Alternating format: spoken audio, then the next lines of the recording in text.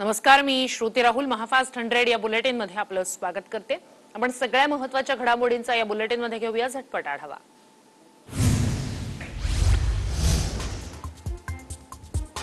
मराठा आरक्षणावर आज सर्वोच्च न्यायालयात सुनावणी होणार आहे. सकाळी 10:30 वाजता कोर्ट निकाल देणार आहे.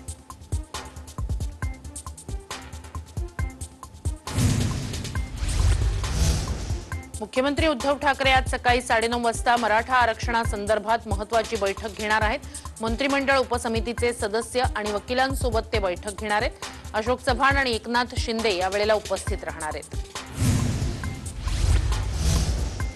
सर्वोच्च न्यायालयात मराठा आरक्षणाच्या बाजूने निकाल लागेल असा विश्वास अशोक चव्हाण यांनी व्यक्त केलाय. युक्तिवादात कोणतीही उणीव ठेवली नसल्याचंही ते म्हणाले. पूर्ण आशावादी आहे की मराठा आरक्षणाच्या बाजूनेच हा निकाल सुप्रीम कोर्टात लागेल असं माझं ठाम मत आहे. ममता बॅनर्जी आज सकाळी 11:15 वाजता पश्चिम बंगालच्या मुख्यमंत्रीपदाची शपथ घेणार आहेत. त्यांच्या शपथविधीला प्रशांत किशोर यांच्यासह क्रिकेटर सौरव गांगुली, माजी मुख्यमंत्री बुद्धदेव भट्टाचार्य, भाजपचे प्रदेशाध्यक्ष दिलीप घोष उपस्थिती लावणार आहेत. बंगालमधील भाजप कार्यकर्त्यांवरील हल्ल्याच्या निषेधार्थ भाजप राज्यभर निदर्शनं करणार आहे. घरासमोर शहरातील प्रमुख चौक आणि सिग्नलवर निदर्शनं करणार आहेत. हातावर काळ्या पट्ट्या बांधून भाजपकडून निदर्शनं केली जाणार आहेत. पश्चिम बंगालमधील हिंसाचार हा लोकशाहीला काळीमा फासणारा आहे असं देवेंद्र फडणवीस यांनी म्हटलंय. बंगालची आजची स्थिती ही लोकशाहीची हत्या असल्याची टीकाही त्यांनी केली आहे. निवडणुकीच्या निकालानंतर भाजपच्या कार्यकर्त्यांवर अत्याचार केले जातात, घरं जाळली जात आहेत, मारलं जात आहे, महिलांसोबत दुर्व्यवहार केला जातोय.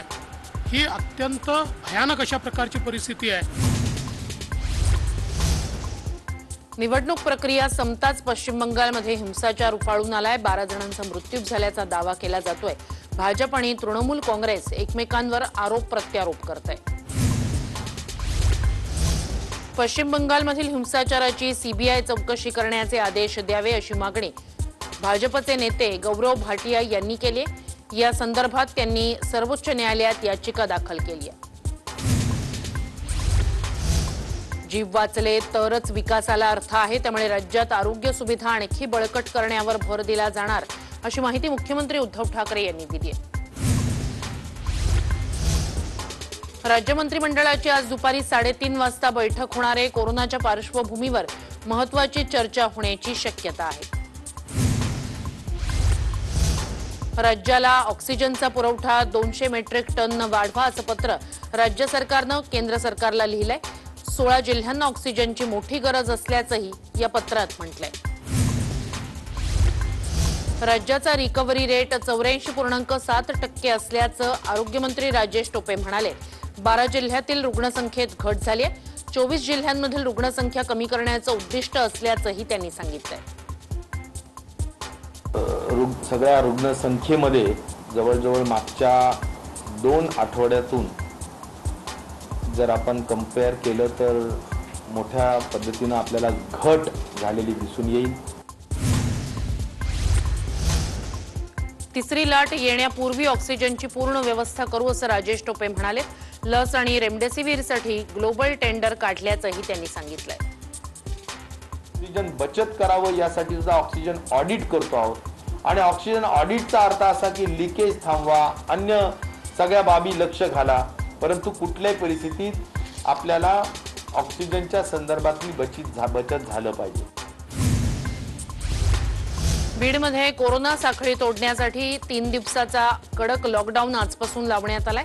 या दरम्यान अत्यावश्यक सेवा वगळता सर्व व्यवहार बंद असणार आहेत. लॉकडाऊनचे आदेश डावलणाऱ्यांवर थेट फौजदारी गुन्हा दाखल होणार आहे. कोल्हापूर जिल्ह्यात आजपासून पुढील 10 दिवस कडकडीत लॉकडाऊन लावण्यात आलाय. ग्रामविकास मंत्री, पालकमंत्री आणि आरोग्य राज्यमंत्र्यांच्या बैठकीत हा निर्णय घेण्यात आलाय.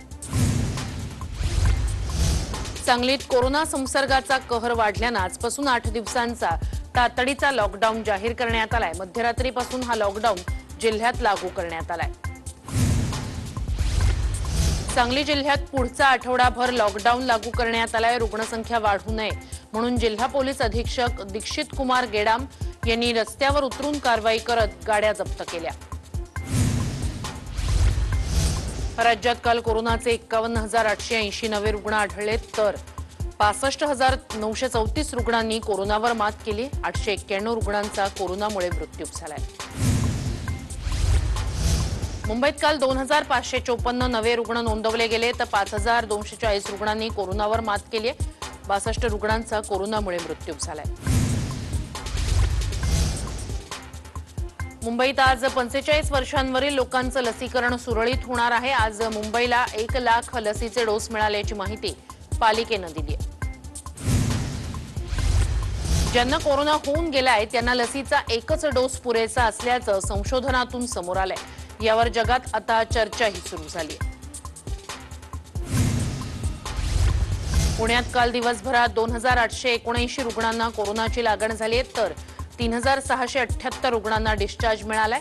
82 रुग्णांनी कोरोनामुळे आपले प्राण गमावलेत। नागपूरमध्ये 7,349 रुग्णांनी कोरोनावर मात केली आहे तर 4,182 रुग्णांची नोंद झाली। 71 जणांचा मृत्यू झालाय। एम्सचे संचालक डॉक्टर रणदीप गुलेरिया यांनी भारताला कोरोनाच्या तिसऱ्या लाटेचा सामना करावाच लागणार असं म्हणत इशारा दिलाय। नाईट कर्फ्यू, वीकेंड लॉकडाऊनचा काहीच फायदा नाही असंही गुलेरिया म्हणाले। पत्रकारांचं तातडीनं लसीकरण करा, पत्रकारांना फ्रंटलाईन वर्कर्सचा दर्जा द्या अशी मागणी मंत्री बाळासाहेब थोरात यांनी मुख्यमंत्र्यांकडे केली। समाजामध्ये फिरतायत आणि पत्रकारांचंच काम करतायत आणि शेवटी मीडिया हे महत्त्वाचं आहे, कम्युनिकेशन हे महत्त्वाचं आहे, सर्वांना माहिती होणंही महत्त्वाचं असतं, ते काम ते करतायत। तर माननीय मुख्यमंत्र्यांना मी विनंती केली आहे की शेवटी यांना सुद्धा प्राधान्यानं आपण लसीकरण केलं पाहिजे। राज्यातील सर्व पत्रकारांचं प्राधान्यानं लसीकरण करावं अशी मागणी खासदार राहुल शेवाळे यांनी मुख्यमंत्री उद्धव ठाकरेंकडे केली आहे। सर्व पत्रकारांना कोरोना योद्धे घोषित करण्याची मागणीही त्यांनी केली आहे। गोकुळ दूध संघावर सतेज पाटील यांचं पॅनल विजयी झालंय। 3 दशकांनंतर त्या ठिकाणी परिवर्तन झालंय। महादेव महाडिक पॅनलला धूळ चारत राजश्री शाहू परिवर्तन आघाडीनं बाजी मारली आहे। गोकुळ दूध संघाच्या विजयानंतर सतेज पाटील यांनी मुंबईत गोकुळचा दबदबा वाढवणार असल्याचं म्हटलंय। शेतकऱ्यांना 2 रुपये दर वाढवून देण्याची घोषणाही त्यांनी केली आहे। निवडणुकीच्या काळामध्ये जे म्हटलं होतं की ग्राहकावर बोजा न पडता 2 रुपये शेतकऱ्याला कसे चढ देता येईल या भूमिकेसाठी आम्ही निश्चितपणे ठाम आहोत। दूध संघाच्या माध्यमातून गोकुळला अमूलपेक्षा वरच्या नंबरवर आणायचं आहे असं मंत्री हसन मुश्रीफ यांनी म्हटलंय। आम्ही पारदर्शी आणि स्वच्छ कारभार करू असंही ते म्हणाले। या निवडणुकीमध्ये एक अजेंडा घेऊन आम्ही गेलो सकारात्मक, किंवा ही गोकुळ संघ जर आम्हाला जर तुम्ही परिवर्तन करून ताब्यात दिला तर आम्ही दूध उत्पादकांना 2 ते 4 रुपये दर वाढवण्याचा प्रयत्न करू, पारदर्शी कारभार करू, स्वच्छ कारभार करू। अनिल देशमुख यांच्या याचिकेवर मुंबई उच्च न्यायालयात उद्या सुनावणी होणार आहे। सीबीआयनं दाखल केलेला गुन्हा रद्द करण्यासाठी अनिल देशमुख यांनी याचिका दाखल केली आहे। पदावरून हटवल्यानं परमबीर सिंग यांनी आपल्यावर गंभीर आरोप केल्याचं अनिल देशमुख म्हणाले। जिलेटिन आणि हिरेन हत्या प्रकरणात सिंग आणि वाझेंची भूमिका संशयास्पद असल्यानं त्यांना पदावरून हटवल्याचं देशमुख यांनी म्हटलंय। आपल्याला माहित आहे की ते मुंबईचे पोलीस आयुक्त असताना अतिशय संशयास्पद त्याची भूमिका होती। त्याचबरोबर अतिशय गंभीर अशा चुका त्यांनी केल्या। परमवीर सिंग यांनी त्या माफ करण्यालायक नव्हत्या। विरारचे व्यावसायिक मयुरेश राऊत यांनी परमबीर सिंग, प्रदीप शर्मा आणि राजकुमार कोथमिरे यांच्यासह काही पोलिसांवर गंभीर आरोप केलेत। खंडणी विरोधी पथकात 3 दिवस डांबून मारहाण केल्याचा आरोप त्यांनी केला। ठेवलं माझ्याकडून माझी मालमत्ता, माझ्या मालकीची मालमत्ता, माझ्या गाड्या ह्या लोकांनी जबरदस्ती काढून घेतल्या। ह्या लोकांनी माझ्या घरात येऊन दरोडा टाकला। या प्रकरणात एवढं खाली पडून महाराष्ट्र पोलिसाच्या काही अधिकाऱ्यांनी हे काम केलेलं आहे। व्यावसायिक मयुरेश राऊत यांनी आपल्या 2 गाड्या पोलिसांनी चोरी केल्याचा आरोप केलाय। या गाड्यांचा वापर हिरेनसारख्या प्रकरणात होण्याची भीती वाटतेय असं त्यांनी पोलीस महासंचालक आणि गृहमंत्र्यांना पत्रही लिहिलंय। महाराष्ट्राचे मुख्यमंत्री उद्धवजी ठाकरे आणि गृहमंत्री दिलीप वळसे पाटील साहेबांकडे आज स्वतः जाऊन समक्ष भेट देऊन त्यांना माझी तक्रार दिलेली आहे। माझे आरोप परमबीर सिंग, प्रदीप शर्मा, राजकुमार कोथमिरे, विकास बाबर, अविनाश महाजन व इतर काही कॉन्स्टेबल व दाभाडे यांच्यावरती आहेत। मुंबईतील 4 पोलीस निरीक्षकांच्या बदल्या झाल्यात। नंदकुमार गोपाळे, केदारी पवार, सुधीर दळवी आणि सचिन कदम यांच्या मुंबई बाहेर बदल्या करण्यात आल्या। ठाण्याचे पोलीस आयुक्त विवेक फणसाळकर यांचीही बदली झाली आहे। महाराष्ट्र राज्य पोलीस गृहनिर्माण आणि कल्याण महामंडळाच्या व्यवस्थापकीय संचालकपदी त्यांची नियुक्ती झाली आहे।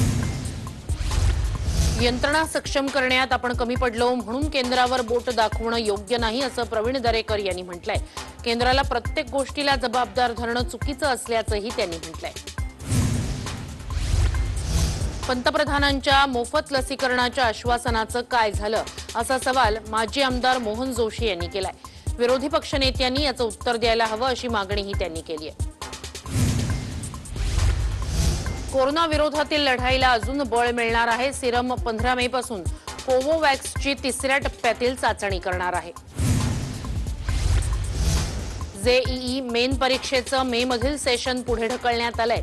परीक्षेचं पुढील नियोजन संकेतस्थळावर जाहीर करण्यात येणार आहे। आयसीएमआरनं कोरोना चाचण्यांसंदर्भात नव्या गाईडलाईन्स जारी केल्यात। आंतरराज्यीय प्रवास करणाऱ्यांना आरटीपीसीआर टेस्टची आवश्यकता नाही, तसंच ज्यांचा रिपोर्ट एकदा पॉझिटिव्ह आलाय त्यांनी पुन्हा आरटीपीसीआर टेस्ट करू नये अशा सूचना करण्यात आल्यात। मूकबधिरांसाठी विशेष चिन्ह असलेले मास्क उपलब्ध करण्याचा विचार करा असे आदेश उच्च न्यायालयानं राज्य सरकारला दिलेत। मूकबधिरांची ओळख पटावी आणि त्यांना अडचणींचा सामना करावा लागू नये हा यामागचा उद्देश आहे। पुणे शहराला 30,000 लसी मिळाल्यात, त्यामुळे आजपासून 45 वर्षांवरील नागरिकांचं लसीकरण ठराविक केंद्रांवर पुन्हा सुरू होणार आहे। नाशिक जिल्ह्यात लसींचा तुटवडा जाणवतोय। येवला शहरासह तालुक्यातील 5 ठिकाणी आज लसीकरण बंद असणार आहे। लासल गावातही लसीकरण बंद असणार आहे। मुंबईत ज्येष्ठ आणि दिव्यांग नागरिकांसाठी ड्राईव्ह इन लसीकरणाची सुविधा दिली जाते। काल पहिल्या दिवशी 1295 नागरिकांचं लसीकरण झालंय।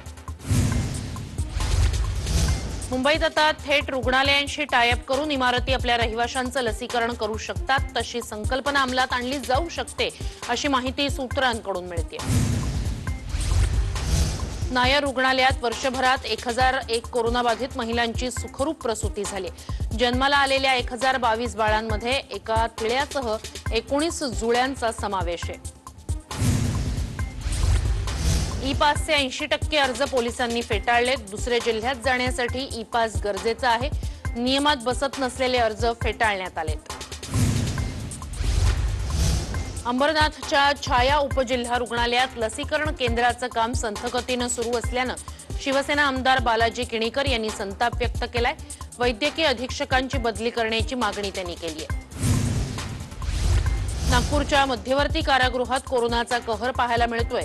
कारागृहातील 18 कैद्यांना कोरोनाची लागण झाली। यात 14 महिला कैदी आहेत तर 4 पुरुष कैद्यांचा समावेश आहे। पनवेलमध्ये भाजी मार्केटमध्ये सोशल डिस्टन्सिंगचा फज्जा उडालाय। गर्दीवर नियंत्रण मिळवण्यासाठी खांदा वसाहतीत हलवण्यात आलेल्या बाजारातही गर्दी झाल्याचं दिसतंय। रायगड जिल्ह्यातील लसीकरण केंद्राच्या 200 मीटर परिसरात जमावबंदीचे कलम लागू करण्यात आले। जिल्हाधिकारी निधी चौधरी यांनी हे आदेश दिलेत। नियम मोडणाऱ्यांवर फौजदारी गुन्हे दाखल करण्याचे आदेशही देण्यात आले। वर्धा जिल्ह्यातील वर्धमनेरी गावात बाहेर गावाहून येणाऱ्यांना प्रवेशबंदी करण्यात आली आहे। गावात कोरोना रुग्ण वाढू नये यासाठी हा निर्णय ग्रामस्थांनी घेतलाय। कोरोना प्रादुर्भाव रोखण्यासाठी राज्य सरकारनं राज्याच्या सीमा बंद केल्या आहेत। लॉकडाऊन संबंधी तेलंगणा राज्यातील वरिष्ठ पोलीस अधिकाऱ्यांनी सीमावर्ती भागाला भेट देऊन पाहणी केली आहे। कोरोनाचा प्रादुर्भाव रोखण्यासाठी विनाकारण घराबाहेर फिरणाऱ्यांना पोलिसांनी खाक्या दाखवायला सुरुवात केली। सिंदखेड राजा ते बुलडाणा रस्त्यावरील साखर खेरडा इथे पोलिसांनी कडेकोट बंदोबस्त लावलाय। बेड मिळत नसल्यानं कोरोना रुग्णानं चक्क कोविड केंद्राच्या प्रवेशद्वारावरच उपोषण केलं। बुलडाण्याच्या मलकापूर उपजिल्हा रुग्णालयात हा प्रकार घडलाय। अखेर बेड उपलब्ध झाल्यानंतर रुग्णानं उपोषण मागे घेतलं। जळगावच्या रावेर शहरात नियमांचं उल्लंघन केल्याप्रकरणी रूपम शॉपिंग मॉल सील करण्यात आलाय। मॉलमध्ये नगरपालिका पथकाला 150हून अधिक ग्राहक आढळल्यानं दुकानदाराला दंड आकारण्यात आलाय। राज्यातील रुग्णसंख्येत घट असलेल्या 12 जिल्ह्यांमध्ये वाशिमचाही समावेश आहे। योग्य उपाययोजनांमुळे कोरोना आटोक्यात आणण्यात प्रशासनाला यश आलंय। शेतकऱ्यांना पीक विमा मिळताना बीड पॅटर्न प्रमाणे मिळावा अशी शिफारस राज्य सरकारनं केंद्राकडे केली आहे। कृषी मंत्री दादा भुसे यांनी ही माहिती दिली। बीड जिल्ह्यामध्ये ते विम्याच्या संदर्भातलं मॉडेल राबवलेलं आहे। तेच मॉडेल सगळ्या राज्याच्यासाठी आम्हाला अनुज्ञेय करावं, त्याला परवानगी द्यावी असा निर्णय आजच्या बैठकीमध्ये झालेला आहे। आदिवासी बांधवांसाठी राज्य सरकारनं मोठा निर्णय घेतलाय। निर्बंध हटवल्यामुळे आदिवासी बांधवांना मोहफुलं गोळा करणं, बाळगणं आणि त्याची वाहतूक करणं शक्य होणार आहे। राज्यात अद्याप 45% पाण्याचा साठा शिल्लक आहे। 15 जूनपर्यंत तरी पाण्याची समस्या जाणवणार नाही असं जलसंपदा विभागाचं म्हणणं आहे।